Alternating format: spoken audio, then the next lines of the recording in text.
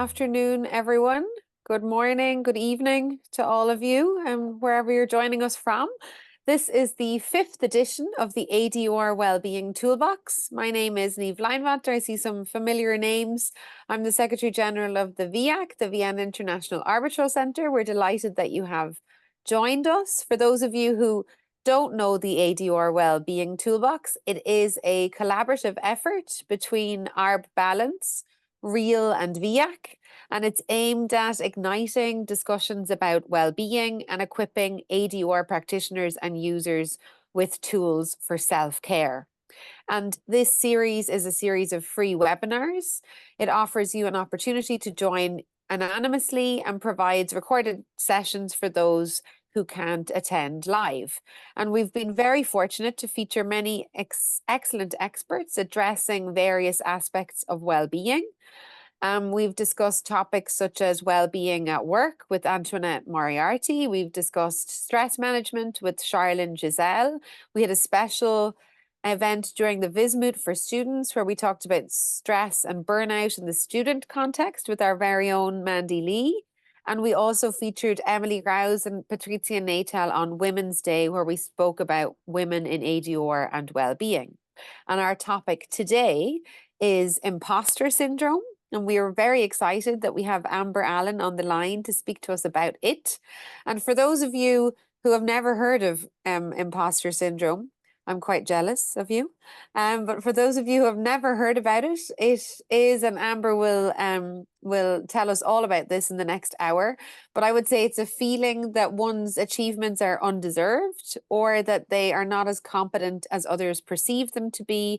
And this is often accompanied by a fear of being found out as a fraud.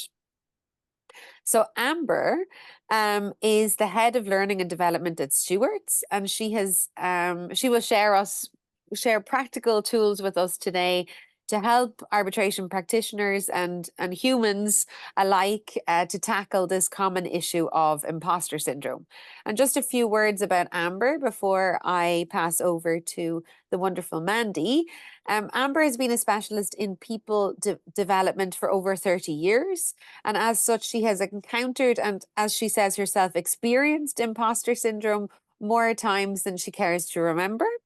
She's had several director-level L&D roles in global organizations, and she ran her own training consultancy for 13 years, specializing in women's leadership development and communication skills. And in 2022, so 2 years ago, Amber joined Stewarts, the UK's largest dispute specialist law firm, advising exclusively on high-value and complex disputes, both domestic and international. And as Stewarts' head of L&D, she has the responsibility for the development of high-performing, successful people, all of whom have very interesting career stories. And before I hand you over to Mandy, Amber herself says of her personal experience of imposter syndrome, I've been doing this for over 30 years and I still have to tell myself to put on my invisible crown every morning when I get out of bed. So going with the crown theme, I pass over to our queen of initiatives, as I coined you last week at the GAR Live event in Vienna, Mandy. Over to you for your epic opening remarks. Thank you very much. I like this new nickname. I think I can definitely lean into this one. Thank you. Yes, I think that we could also organize a crown for you with some initiative jewels in there. Absolutely. I definitely need to accessorize more, I think. About 10 years ago now, I was preparing for my peer interview for a fellowship at the Chartered Institute of Arbitrators. And unfortunately, I just couldn't shake the feeling that no one would picture someone who looked like me as a fellow. And despite my academic achievements and my practical experience and my usual over-preparation for everything, I convinced myself that I wouldn't measure up. Basically, I felt like an imposter, and that feeling began to paralyze me. Imposter syndrome is insidious. It's that little voice in your head whispering that you're just not good enough, that you'll never measure up, and that you can't compete with your peers. It's that little voice telling us that we might as well just give up. Many dispute resolution professionals are perfectionists. We push ourselves to extremes and we constantly compare ourselves to others, often unfavorably. We doubt our abilities while our peers are praising our achievements. Now, pop culture is full of characters wrestling with imposter syndrome, from Mad Men's ad man extraordinaire Don Draper to Frozen's all powerful Ice Queen Elsa, who also has a crown, Harry Potter's high performing Hermione Granger, and Doctor Who's self deprecating Donna Noble. We have plenty of inspirational role models for those days when we feel as if we're just not quite good enough. Now, it's estimated that around 70% of lawyers experience some form of imposter syndrome during their careers. The feeling of inadequacy that plagues so many of us is, in fact, completely normal, although, frankly, that's small consolation when you're in the middle of it. Basically, no matter what we achieve, there's that little voice that keeps insisting we're just not enough. And the arbitration world in particular provides fertile ground for imposter syndrome to thrive. Social media bombards us with other people's successes, awards, publications, speaking engagements, directory rankings. How can we avoid comparing ourselves to others when we're constantly being reminded of our own supposed inadequacies? It's easy to forget that people share their highlight reels on social media, not their struggles. And for those starting their arbitration careers, it can feel like everyone else is succeeding and you're getting left behind. If you've got an LLM, speak 3 languages, and have passed the bar, yet you still can't secure that all important first internship, it's easy to see why imposter syndrome can creep in. No matter what we do, there's that little voice that keeps insisting it's not enough and we're not enough. Thankfully, though, today we're in the safe hands of Amber. 10 years ago, I sat down with Amber for a cup of tea, and she helped me to switch off that nagging voice. And ultimately, I did end up becoming a fellow of the Chartered Institute, just in case anyone was wondering how that story ended. And so today, the ADR Wellbeing Toolbox is delighted to be able to welcome Amber to help all of us to turn off our own nagging voices in due course. And so now, before we turn the floor over to Amber, I will turn the floor over to the fabulous Kabir Duggal. Thank you, Mandy. And let me just begin by thanking Amber. This is such an important topic, and I think we are so privileged to hear you, Amber. I do recognize I'm in the way of everyone listening to you, so I'll try to make my remarks relatively brief. See, this topic of imposter syndrome is something that affects pretty much everybody. I think what I just wanted to hone in on was the impact of imposter syndrome on diverse lawyers, women, people of color, intersectional people, gay people, fill them all in. Take any of these categories with a special emphasis on intersectionality, that is, people who may have more than one attribute, right? Now, diverse lawyers, by and large, are often facing systemic issues, right? Societal prejudices, societal conventions that tend to disproportionately impact diverse lawyers. What is the impact of imposter syndrome on these diverse lawyers? And I'm going to look at a program that the American Bar Association did. They got into certified professionals, people like Amber, who have really looked at this issue. And I think 2 points really came out from their study. The first point was that the research shows that imposter syndrome has a deep impact on minorities. And I think the term that they kept referring to was you are an outsider. Now, divorce lawyers by and large will tell you that they are confronting notions of being outsiders. This just makes the issue even worse. And just related to the first point, the research also showed that for divorce lawyers, imposter syndrome can result in even higher stress levels and an even higher negative mental outcomes. They looked at African Americans within the United States, that becomes an important demographic. And they tell us that college students that are African American, the quotation that they give us, have a feeling like they are outsiders who can never fit in and therefore are imposters. This is something I think we really need to think about. We're very privileged here because we have an expert an expert who, as we heard through our own Mandy, has really given her effective tools to try and address this issue. So we are all very excited to hear you, Amber. I don't want to take any further time, and let me pass the proverbial mic to you to talk us through this issue. Amber, the floor is yours. Kabir, thank you very much, and to Mandy and Niamh as well for those lovely words of welcome. It's a real pleasure to be here today to talk to all of you on this. And after all of that wonderful introduction, I'm now going to reach for my invisible crown and put it on, because I'm feeling a huge level of imposter syndrome right at this very moment. Not that, of course, you would know it, and we'll come to that in a moment. Let me take a second or two to share my screen with you all. Can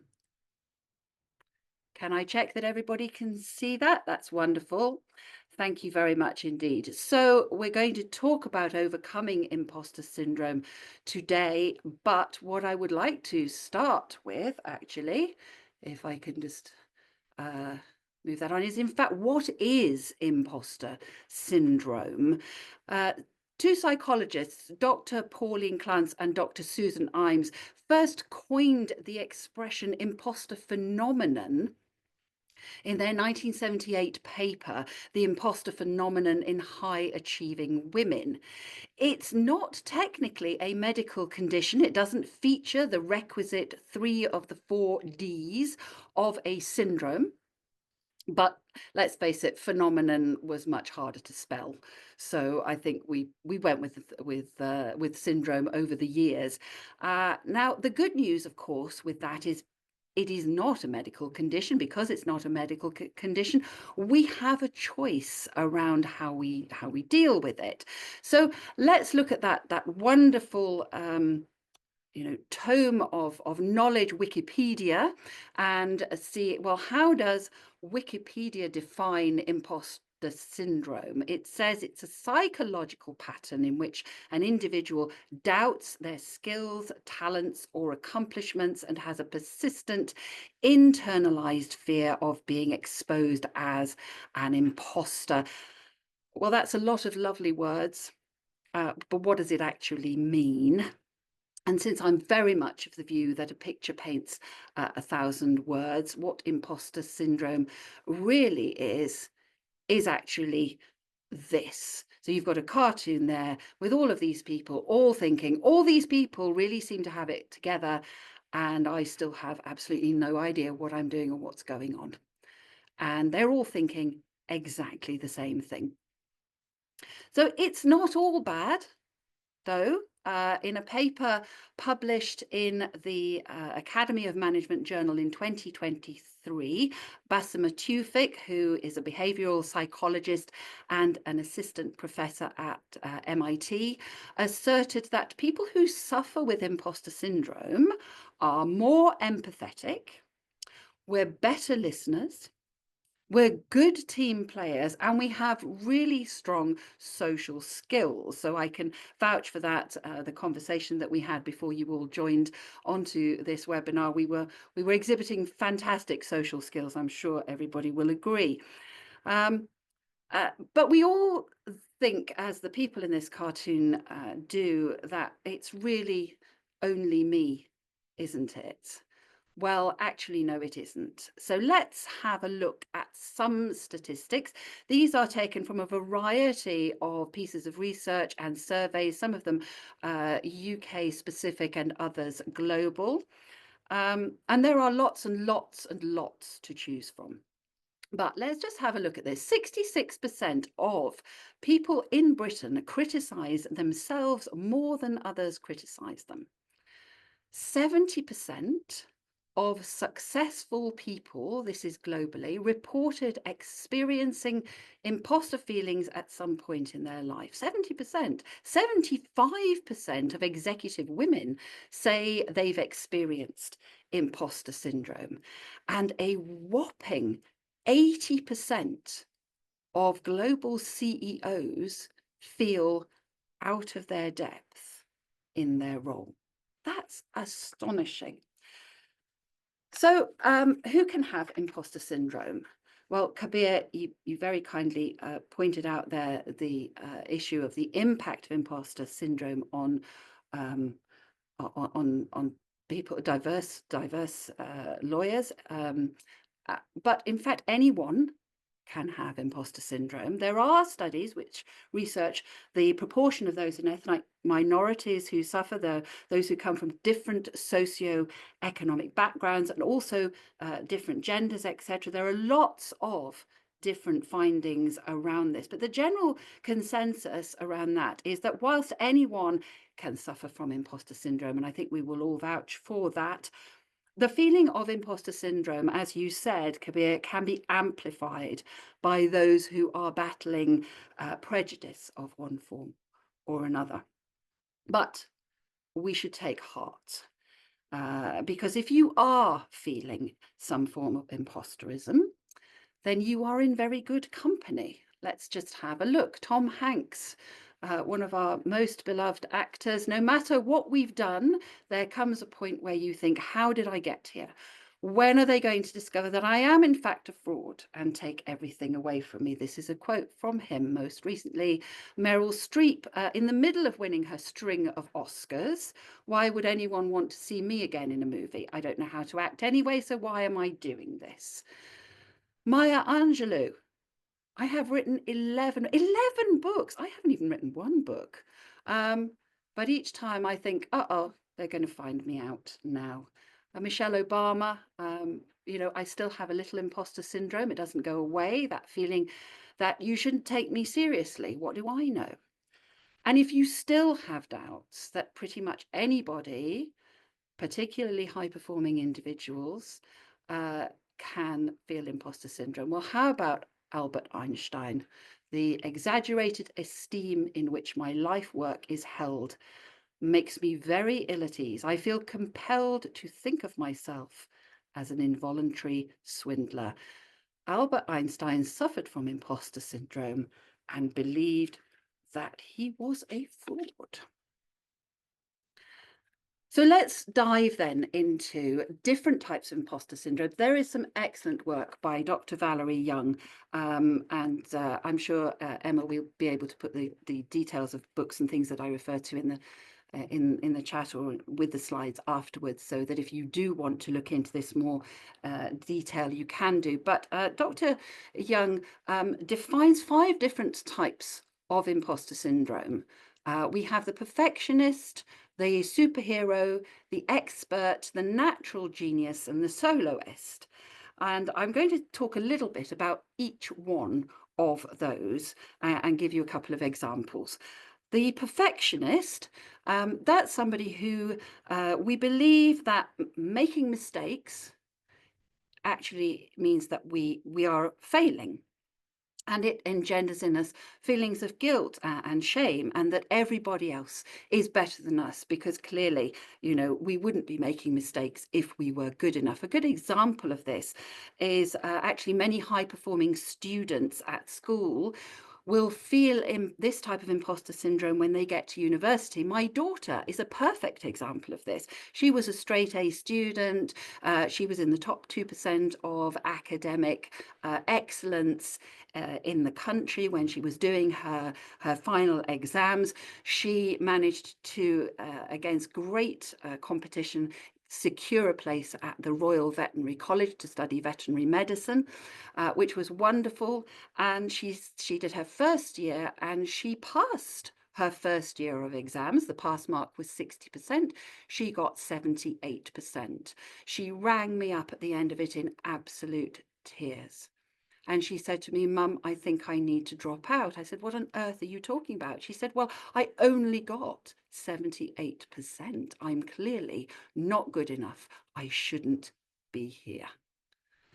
The perfectionist example of imposter syndrome. You then have the superhero. So, Mandy, I was listening to what you were saying, and superhero is those who have multiple roles, and we believe that we have to do them all, and we have to do them all perfectly.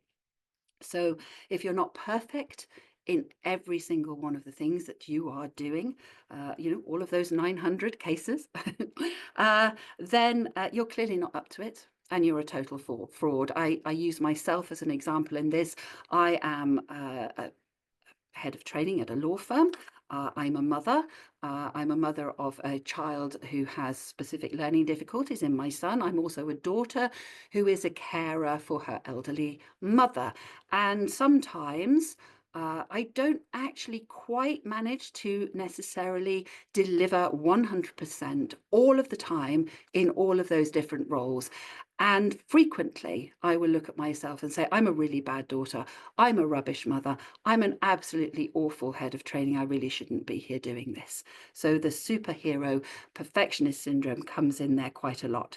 Then we have the experts. So experts are people who feel that they need to know absolutely everything about a particular subject, or they need to have mastered every single step of something. And if you are not able to do that at a particular point, if you haven't done that, then in creeps that little voice onto your shoulder saying you're clearly not an expert in your field because, oh my goodness me, you don't know absolutely everything. Or, oh, somebody has actually asked you a question and you don't know the answer to it. You're going to have to go and look it up. And therefore, you're not an expert and you shouldn't be doing this. And you're clearly a fraud. You've then got the natural genius. So natural geniuses are those of us who are very, very good at a lot of things. And a lot of things will come naturally to us. And so when we are finding that we are not quite getting something right the very first time, or it might be taking us a little bit longer than normal to master a skill, or it might be a little bit harder than we were expecting it to be, then we're embarrassed, or we feel that we're not as good as everyone else, that everyone is judging us, everybody is clearly pointing the finger and saying, ha, you can't do it, therefore you obviously are an imposter, you are a fraud. Good example of that is elite sports people. We have in the UK, and I know that there is a similar program in a lot of other countries around the world. It's a dancing competition on television. It's called Strictly Come Dancing. And you will find, and Dancing with the Stars, I think it is in other countries. And you often find elite sports people will come onto that. They are at the peak of their physical capabilities and fitness. And then they find that actually they're not able to achieve 9s and 10s in the scores from the judges in their very first session of dancing. And therefore, in the post competition interviews, they will be saying, oh, I'm clearly not very good. I'm not as good as I thought I was. I'm obviously not great at sport after all. So a classic case of the natural genius imposter syndrome. And then we have the final one, which is the soloist, which these are people who we only believe we are competent if we actually get there all on our own without any help. So if you've asked for help to reach a certain level or status, then clearly you're not good enough because you needed to ask for some help to get you there. Asking for help can be considered a sign of weakness by people who suffer from this type of imposter syndrome. So a good example of that might be a new partner. You've worked really, really hard to get to where you've got to on your own. You've made it there, and suddenly you are in a new environment. You perhaps need a little bit of direction or help, but you don't want to ask for that because clearly if you do need to ask for that, then they shouldn't have made you a partner in the first place because you're not up to it. Also, somebody who perhaps might be the first in their family to have gone to university. You know, they've been self-reliant in terms of their own development, and suddenly they're there and, well, perhaps I shouldn't be here after all. So we can all have one or more of these traits, and they can come in, these different types of imposter syndrome can jump on us and affect us at any time. The trouble with imposter syndrome is it's all internalized. So we all go about our daily business and we can be performing to a really high standard and we can be feeling these feelings and nobody else will know.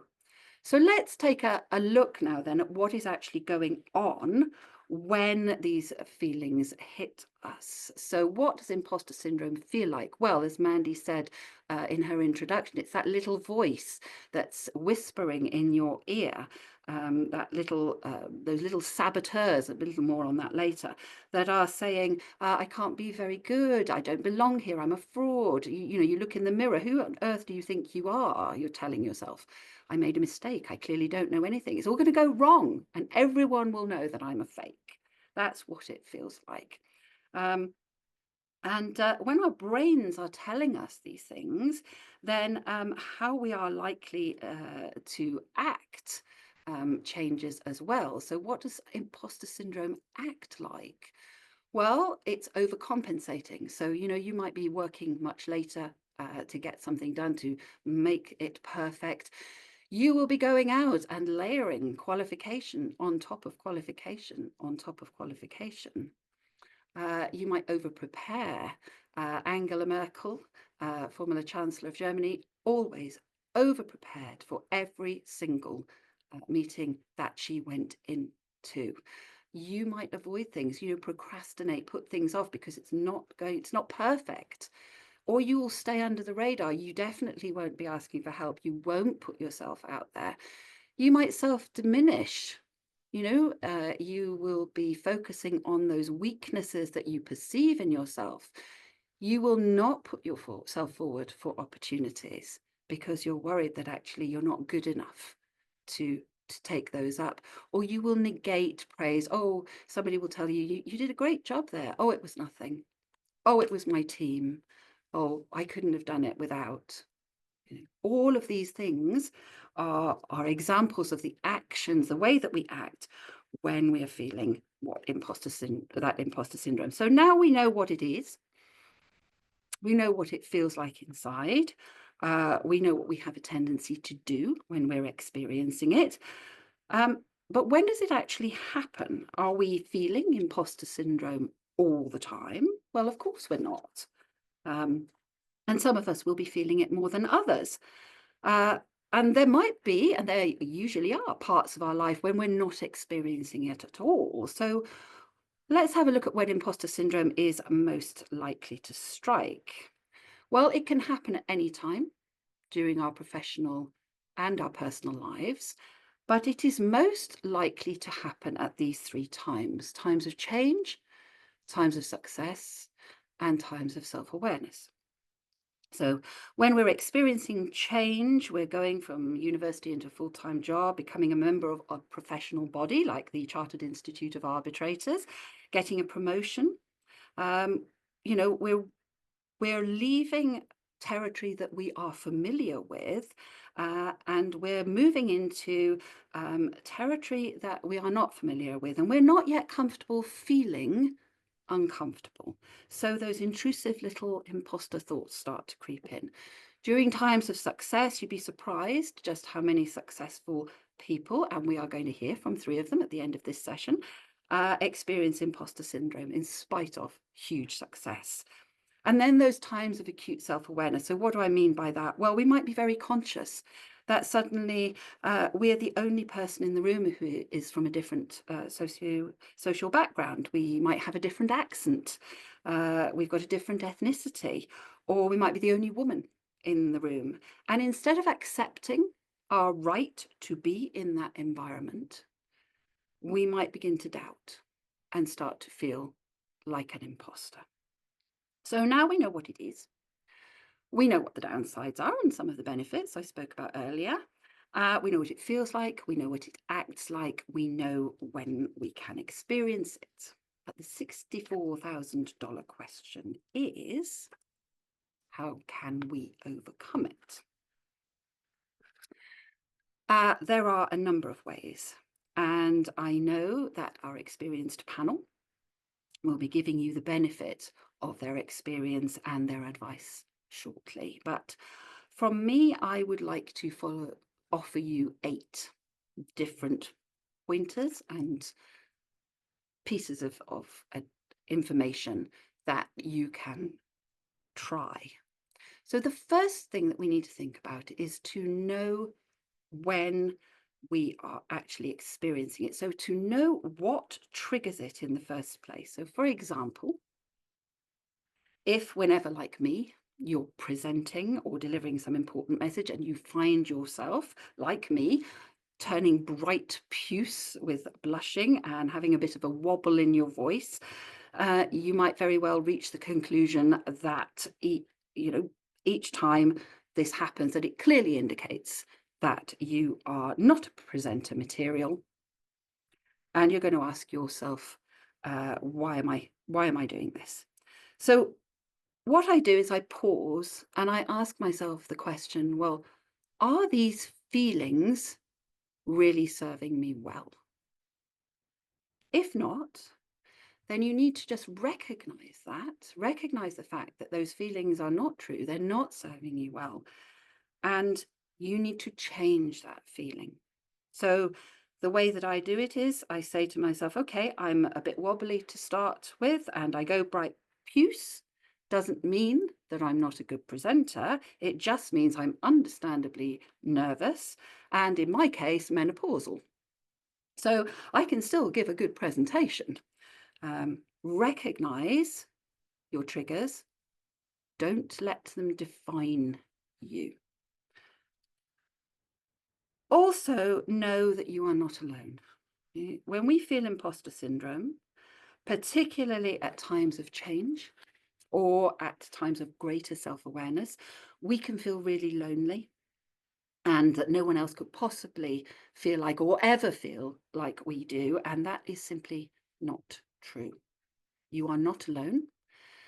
Statistical analysis and research proves it. At least 70% of the people that you are with will be feeling or will have felt exactly how you feel. So once you know you're not alone, you need to focus on your strengths, and we don't do this nearly often enough. How many times do you do something, and then when you go to review it in your mind, all you do is tell yourself what you did wrong or what didn't go so well?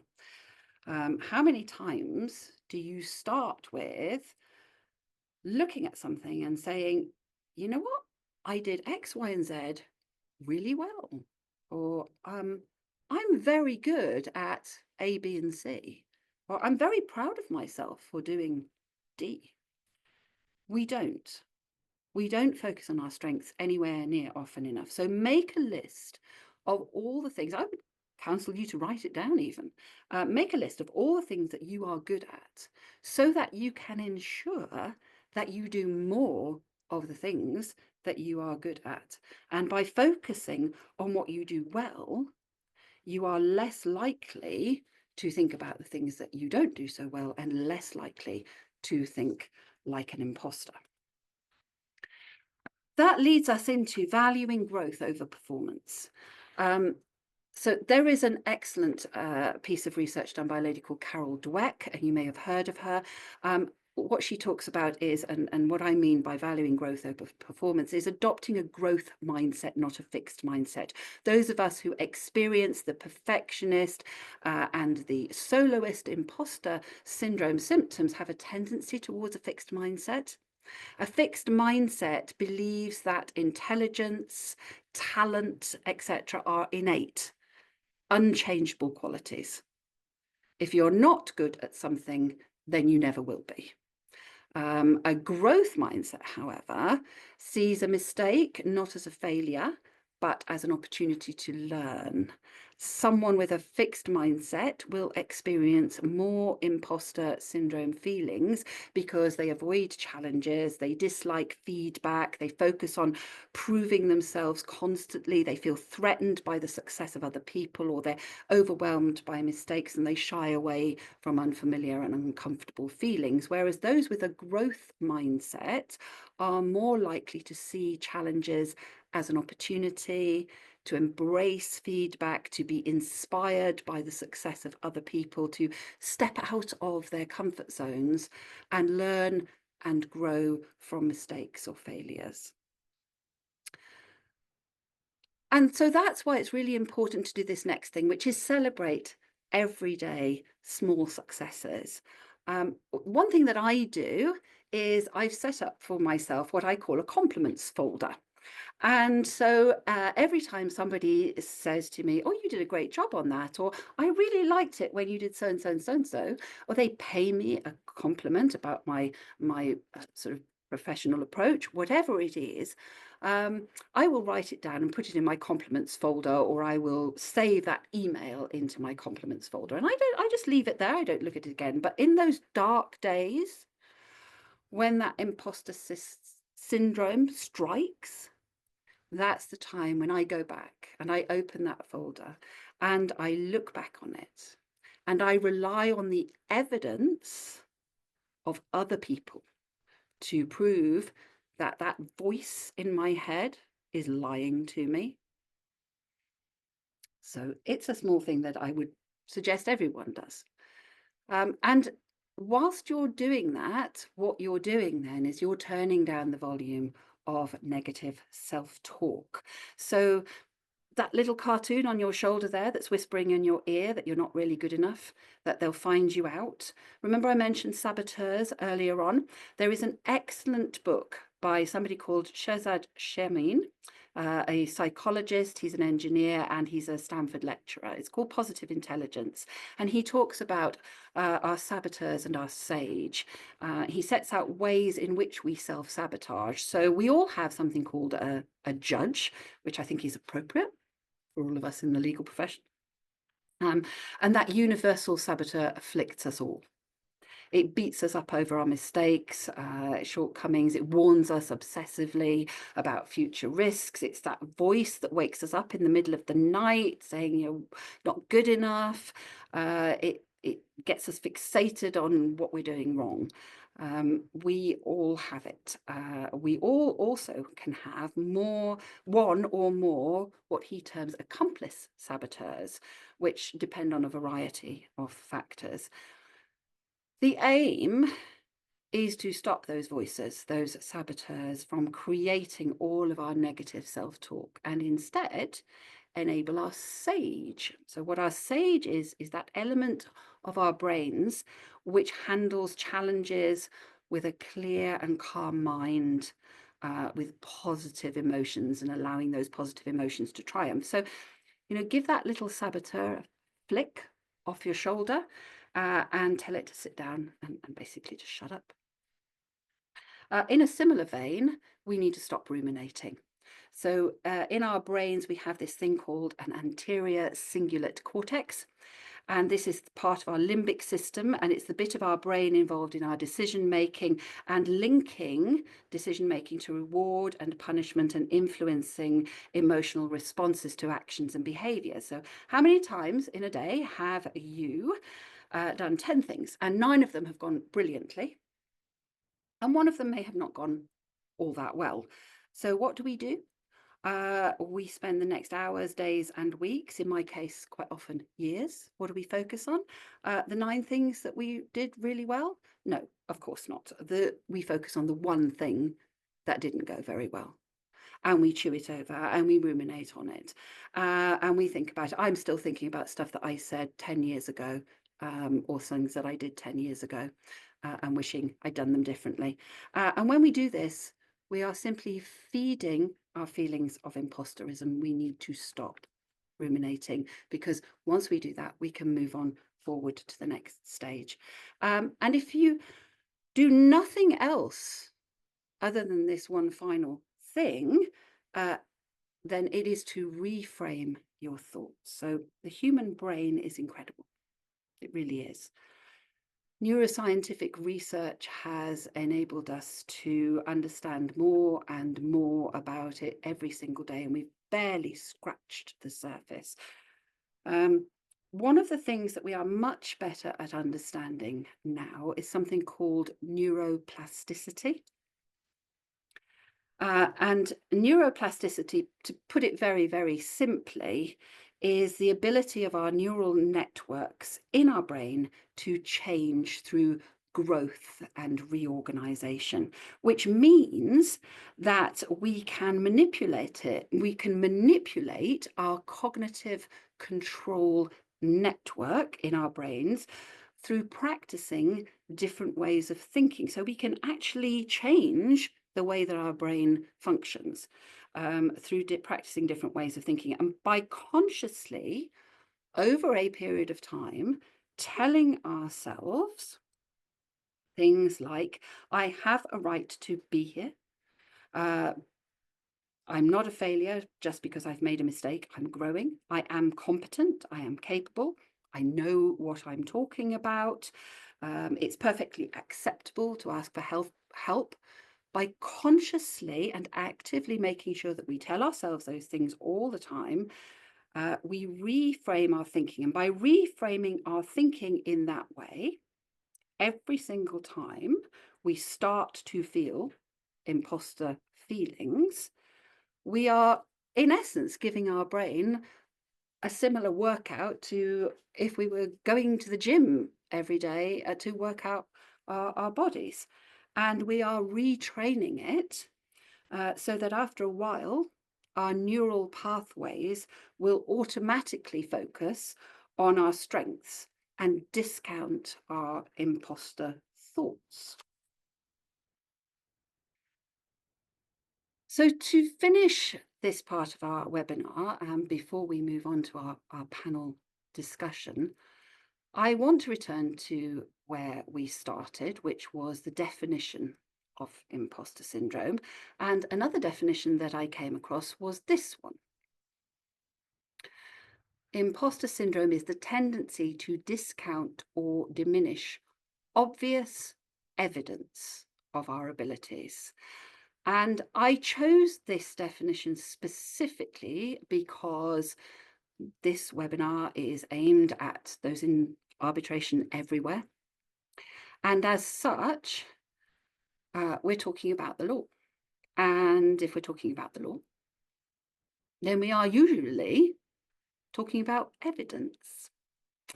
Therefore, as arbitrators or aspiring arbitrators or anybody really in that sort of field, you have absolutely no excuse to continue to feel imposter syndrome because you are ignoring the obvious evidence of your abilities. And I can't possibly let you get away with that. I'm sorry.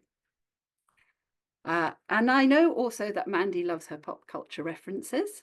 I similarly love a really, really good quote. And so before we move on to our panel discussion, and I invite Mandy and Niamh and Kabir to share their pearls of wisdom with us, I will leave you with this final quote.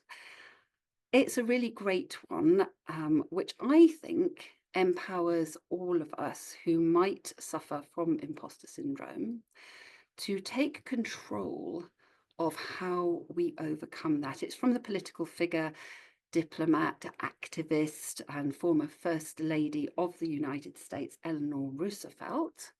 And it is this one: no one can make you feel inferior without your consent, which means that you really need to stop giving yourself consent to make yourself feel inferior. So thank you very much indeed for following me on that journey. I'm going to stop sharing my screen now, and I'm going to ask Mandy and Niamh and Kabir to rejoin us and unmute their microphones. Welcome back to you all, because I am now going to, if I may, come to you with some questions that I am hoping you will have some wonderful pearls of wisdom for us from your own experience that you will be able to share with everybody. So I'm going to start, if I may, with Mandy. So Mandy, could I ask you, how have you gone about embracing or managing imposter syndrome?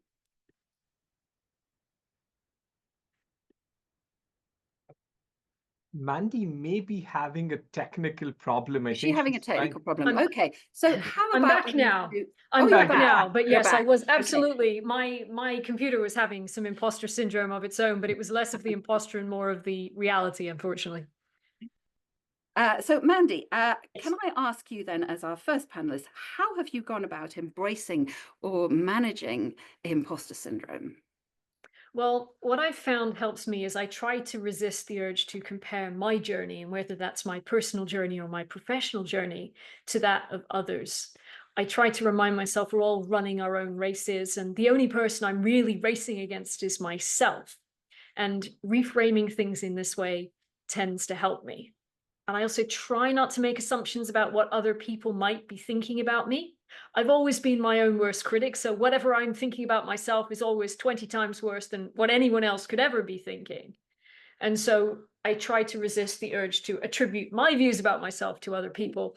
And that seems to help me to manage my symptoms, shall we say. That's great. Thank you, Mandy. And Niamh, can I come to you? Can I pose the question to you? When did you first experience imposter syndrome? And did you know it was actually imposter syndrome that you were going through when you experienced it? Thank you, Amber, and thank you for that really, really interesting presentation. I think the first time I experienced imposter syndrome, I probably didn't know that it was imposter syndrome. And I have to say I resonated with a lot of things that actually Kabir said at the beginning, and also what you said about being the only person from a certain background or the only person with a particular accent.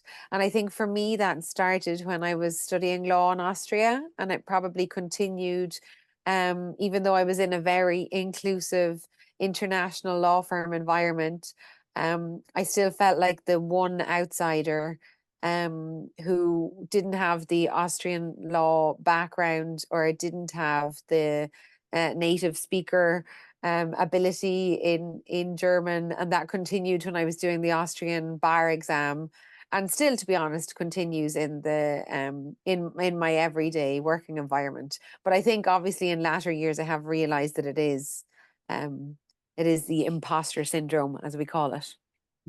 Thank you. And I'm going to stay with you for a moment, if I may, Niamh, and sort of ask you to take us on the next step of that journey and say, well, you recognize it. And how have you gone about embracing and managing that imposter syndrome? Yeah, so I think what I try and do, it's similar to what Mandy said. I try and identify what the feeling is. So try and recognize what makes me go down that path. And then try and reframe my thoughts. And what I often try and do is turn it into motivation. So turn it into something positive. So I'm trying to prove it to myself, I guess. And I know we always say that you should be kind to yourself, which can be more difficult than it sounds. But what I ask myself is, what would I say to someone in my team if they were having these thoughts? I would probably be really positive, try and motivate them, push away any of these negative thoughts that they're having. And then I almost try and coach myself in the way that I would a friend or a team member.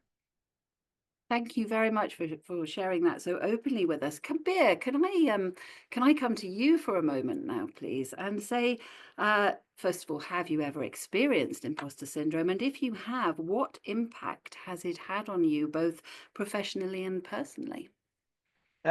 Thank you, Amber. And just to echo what our two amazing prior speakers mentioned, really enjoyed it, could resonate with a lot of what you were speaking. Have I experienced, when did I experience imposter syndrome? Amber, just to give an example of something that happened fairly recently, I'm pretty active in the arbitration speaking circle, and I like to, I have a colloquial, folksy charm. And when that doesn't, and it's often quite effective, just, there's some folksiness that resonates, but it sometimes doesn't. And you have that one instance a few weeks ago when you gave a talk, and you're trying to be funny and nobody is laughing. And it's moments like that that I really start thinking, oh my gosh, have I lost it? Am I never going to be able to speak again? And I think the initial reaction is one of despair. It's one of great anxiety. It's one of questioning yourself. Uh, just taking on what, again, the prior speakers said, it's now something that I'm trying to force myself, that when you're getting a negative impulse, to try and reach out to my posse. And a lot of people you see on the screen here, these are my people. And in many senses, they are cheerleaders, having a support system of people who can stand up for you and tell you, inhala, exhala. This is normal. People have good days and not so good days, and your life is not going to end. I think that has worked very effectively. And, you know, another instance when I find imposter syndrome is when I'm trying something new. That makes me nervous. You haven't done it. Am I going to be a failure? Is my legal career going to get end? Am I going to get disbarred? And I think my mom gave me the advice of using the word yet. She told me always put the statement and add the word yet at the end. I've never done a deposition yet. And I just think that in some senses is empowering, because it's telling you you've not done it yet. You're going to do it. You're going to be fine. You will survive. So I just think this is underlying those 8 tips that you had given us. If we start changing our mindset, and it does require some active work, right? Because your impulses, your body is giving you a internal reaction telling you something to the contrary. This is where the mind and body can fight with each other and get you to a good place. Fabulous. Thank you so much, Kabir. Some very insightful thoughts. And I love your mum's advice there of yet. That's very much embracing that growth mindset of, I may not be able to do it yet. It's fantastic piece of advice there. Mandy, can I come back to you for a moment, please, and ask you, you've spoken about feelings of imposter syndrome. We all have that, but clearly, you're incredibly successful and have been so for many years. So what has it helped you to ease those feelings of imposter syndrome? How have you gone about dealing with it, and what support have you had that has made it easier to deal with it? Well, in years past, I would have obviously said talking to you, Amber, helped me to manage these issues. Nowadays, I tend to adopt the same approach as Kabir. I talk to my people, as it were. Kabir and I have often spoken on panels together, and it's obviously it's hard to outshine Kabir, of course.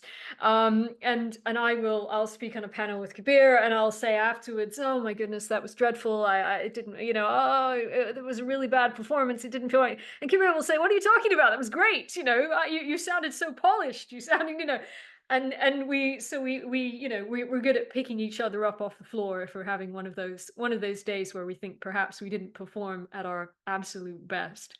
So nowadays, there's that sense of solidarity and recognizing that you're not the only person who is going through this, and to kind of leaning into your peers, into your friends, into your family, and saying, was it okay? Was it all right? And getting a little bit of reassurance that you actually your perception of yourself is not reality. That's great. And yes, I absolutely agree with you. Sometimes it's difficult for us to focus on our own strengths, and sometimes we need to get other people to help to put that magnifying glass on them and bring them into a clearer perspective for us. because we can't see them for ourselves sometimes. And actually it's nice when we lean on others and they are able to do that for us. So some great thoughts there. So I'm conscious of the fact that we only have a few minutes left. Sadly, I think this is a topic that we could talk about probably for the rest of certainly the rest of the day, probably the rest of the week, the month, the year. So I'm going to draw this to a conclusion by asking each one of our three panelists to give us, if I may, come perhaps to Niamh, if I may come to you first, and then to Kabir, and then we'll conclude with you, if we may, Mandy. Could you please give us, first of all, the best piece of advice around imposter syndrome that you feel you've ever received? And secondly, the single piece of advice that from your own experience now, you would like to pass on to everybody else who's joining us on this webinar. So Niamh, if I can ask you to. Sure. I would keep mine very short, and in keeping with what Kabir said about his mom's advice, I'm going to pass on something that my dad has said to me always in the past, but also very recently. And when I said to him, you know, I would be very surprised if I could manage XYZ, or I would be very surprised if I could do. And he said to me, I would be very surprised if you wouldn't. So I think it's always when you hear yourself doubting it, you need to flip it back at yourself and say, well, why wouldn't you do that? Or why can you not do something? And almost challenge yourself to get rid of that negative thought. Thank you very much, Niamh. And Kabir, if I can come to you, your advice that you've ever received, and what single piece of advice would you pass on? Sure. I mean, I think the advice that I received on imposter syndrome is everybody has it. Whether it's apparent or no, everybody's going through it. And I think, how can you overcome it? I think talking about it. Things like this. You know, it's something when you realize everybody's going through it, then we're in it together. And the shame and stigma that I think we often feel internally starts going. So that's, I think, 2 points. Everybody has it, talk about it. Great, thank you. And Mandy, what advice have you got and have you received, and would you like to pass on? I think it's a piece of advice that was given to my mom recently. She's recovering right now from a stroke earlier this year.